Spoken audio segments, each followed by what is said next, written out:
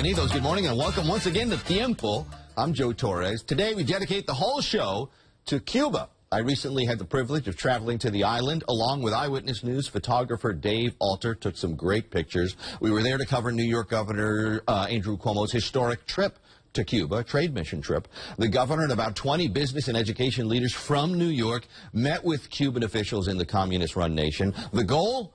To build and establish mutual business relationships now that President Obama has eased the trade and travel restrictions between the U.S. and Cuba. A dust-covered street corner in central Havana, Alexander Chacon scratches out a living. We found the 49-year-old laboring under the bright noonday sun, among the wild roosters and playful children, sanding one of the many pieces of battered furniture he has collected. When he's done restoring the old woodwork, he sells it. Money used to feed the 7 people living under his roof. When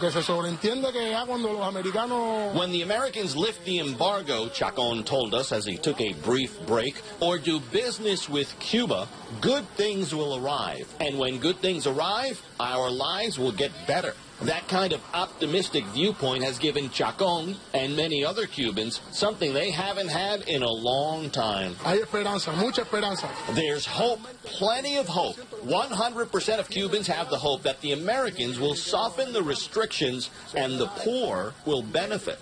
But until that happens, expect this scenario to repeat itself day after day after day. Cuban Americans returning to their home country and to their families armed with necessities and luxuries, from food and medicine to televisions and bicycles. I think it's very important for the people in Cuba that the family support them to Cuba because we can take there some stuff that they need.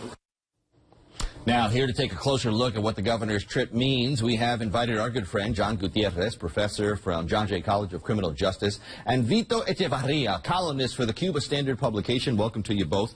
We'll talk about good people like Alexander Chacon, literally trying to make a living there, sanding furniture. But I got to ask you, general impressions, and I don't know if you followed closely, the governor's trip. What you thought of it, 30 seconds or less? Well, I thought it was a dog and pony show, right? This was that had very little to do with the economic development of New York State. The arguments that Cuba can actually do something for New York, I think, are kind of ridiculous.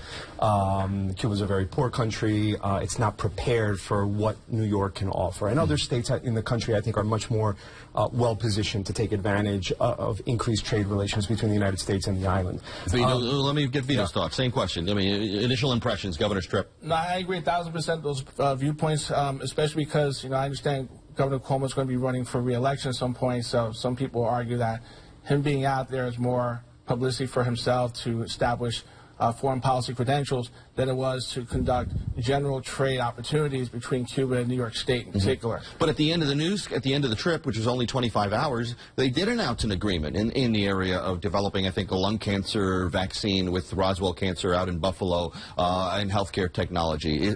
Isn't that progress? There's definitely progress. However, some would question how that was done so quickly, because if anybody has experience dealing with Cuba, it takes weeks, if not months, to negotiate a deal, let alone get it signed. So there's a lot of questions as to how Cuomo's people were able to conduct that in a very short period. So it really didn't happen in one day, is what you... I don't think so. And even if it did happen in one day, quite frankly, you don't need the governor of New York to go down there and negotiate these deals. There are enough people in New York State who can actually do this work. This really was a political sort of show for the governor. For what purpose? You would think to demonstrate some knowledge of American foreign policy or of international relations.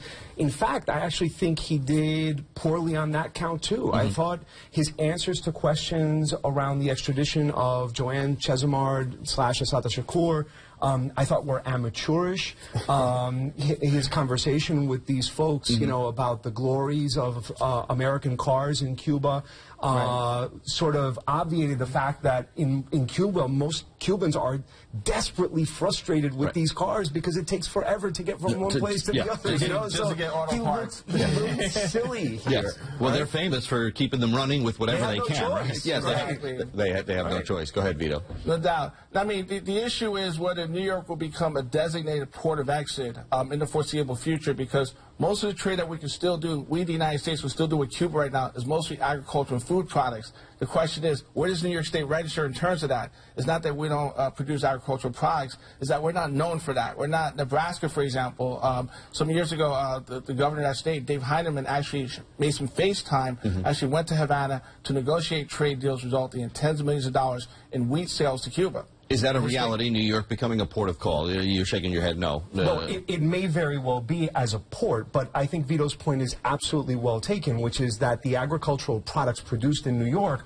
are of little interest in Cuba. Right? Apples, apples. Right. This is not what we do well. Maybe 20 years from now, when they're looking for construction financing and expertise in building residential buildings, we'll be able to offer something, but not right now. Sit tight. When we come back, we're going to talk a little bit, not so much about the governor, but about the people of Cuba, because, you know, we were able to focus a little bit on the struggles that they face each and every day. And when we come back on Tiempo, we will take a look at life in Centro Havana, Havana Centro, Central Havana. We'll get input and insight from the people who live there. Fascinating when we come back.